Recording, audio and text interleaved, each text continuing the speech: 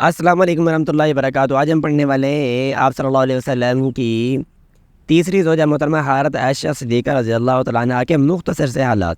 حضرت ابوبکر صدیق رضی اللہ تعالیٰ عنہ جو کہ مسلمانوں کے پہلا خلیفہ ہیں، ان کی بیٹی تھی۔ صرف حضرت عائشہ صدیقہ رضی اللہ تعالیٰ عنہ ایسی بیوی ہے جو کنواری تھی۔ کی پیدائش 5 نبوی کو ہوئی تھی جب نبی کریم صلی اللہ علیہ وسلم کی عمر مبارک 45 سال تھی۔ نکاح آپ صلی اللہ علیہ وسلم سے 10 نبوی کو ہوا جب آپ صلی اللہ علیہ وسلم کی عمر مبارک 50 سال تھی۔ حضرت خولہ بنت حکیم جو کہ حضرت عثمان بن مظعون کی اہلیہ ہیں، انہوں نے نبی کریم صلی اللہ علیہ وسلم کے لیے حضرت سودا رضی اللہ تعالیٰ عنہ اور پھر حضرت عائشہ رضی اللہ تعالیٰ عنہ کے ساتھ نکاح کے لیے بات کی، اور رخصتی پہلے ہجری کو ہوئی تھی۔ پہلے ہجری کے بھی آخر میں یعنی شوال کے مہینے میں ہوئی تھی۔ جب نبی کریم صلی اللہ علیہ وسلم کی عمر مبارک 53 سال ہوئی اور نبوت کا 13واں سال تھا، تو آپ صلی اللہ علیہ وسلم نے اللہ تعالیٰ کے حکم سے مدینہ منورہ کی طرف ہجرت کی۔ اس ہجرت میں آپ صلی اللہ علیہ وسلم کے ساتھ حضرت عائشہ صدیقہ رضی اللہ تعالیٰ عنہ کے والد حضرت ابوبکر بھی ساتھ تھے۔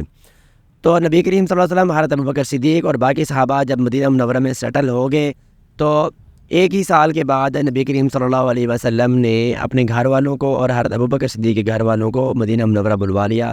اسی سال شوال کے مہینے میں حضرت عائشہ صدیقہ رضی اللہ تعالیٰ عنہ کی رخصتی ہوئی۔ اب ذرا بات کر لیتے ہیں حضرت عائشہ صدیقہ رضی اللہ تعالیٰ عنہ کی نبی کریم صلی اللہ علیہ وسلم کی خدمت کے بارے میں۔ نبی کریم صلی اللہ علیہ وسلم کے گھر میں ایک خادمہ موجود تھی جن کا نام بریرہ تھا۔ اس کے باوجود بھی حضرت عائشہ صدیقہ رضی اللہ تعالیٰ عنہ نبی کریم صلی اللہ علیہ وسلم کے سارے کام خود کرتی تھیں۔ کپڑے بھی خود دھوتی تھیں، آٹا بھی خود گوندتی تھیں، اور مسواک بھی خود تیار کرتی تھیں۔ وضو کا پانی بھی نبی کریم صلی اللہ علیہ وسلم کے لیے خود لگاتی تھیں، بستر بھی خود لگاتی تھیں، سارا مبارک میں کنگھی بھی کرتی تھیں، تیل بھی لگاتی تھی، سارے کام نبی کریم صلی اللہ علیہ وسلم کی خود کرتی تھیں۔ حدیث کا ذخیرہ سب سے زیادہ حضرت ابو ہریرہ رضی اللہ تعالیٰ عنہ سے مروی ہے۔ حضرت ابو ہریرہ کے بعد سب سے زیادہ احادیث حضرت عائشہ صدیقہ رضی اللہ تعالیٰ عنہ سے مروی ہیں۔ تقریباً ان سے 2000 کے قریب احادیث مروی ہیں۔ وہ خصوصیات جو ہے صرف حضرت عائشہ صدیقہ رضی اللہ تعالیٰ عنہ کو حاصل ہے اور کسی زوجہ محترمہ کو حاصل نہیں ہے۔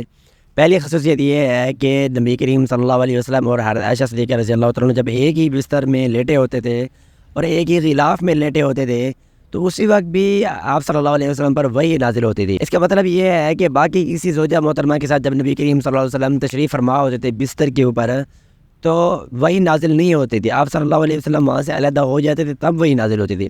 لیکن حضرت عائشہ صدیقہ رضی اللہ تعالیٰ عنہ کے ساتھ اگر آپ صلی اللہ علیہ وسلم لیٹے ہوتے تھے تو تب بھی وحی نازل ہو جاتی تھی، اور جبرائیل علیہ السلام بھی تشریف لے آتے تھے۔ جب آپ صلی اللہ علیہ وسلم کی رحلت ہوئی اس دنیا سے، تب آپ صلی اللہ علیہ وسلم حضرت عائشہ صدیقہ رضی اللہ تعالیٰ عنہ کی گود میں ہی لیٹے ہوئے تھے۔ نبی کریم صلی اللہ علیہ وسلم جب بیماری کی حالت میں مسواک کی طلب کرنے لگے تو حضرت عائشہ صدیقہ رضی اللہ تعالیٰ عنہ نے مسواک کو اپنے مبارک منہ سے چبایا۔ چبانے کے بعد آپ صلی اللہ علیہ وسلم کو پیش کیا، تو حضرت عائشہ صدیقہ رضی اللہ تعالیٰ عنہ کو ایک یہ فضیلت بھی حاصل ہے کہ حضرت عائشہ صدیقہ رضی اللہ تعالیٰ عنہ کا لعاب مبارک آپ صلی اللہ علیہ وسلم کے بطن مبارک میں گیا۔ آپ کی وفات 58 ہجری میں 17 رمضان مبارک کو ہوئی۔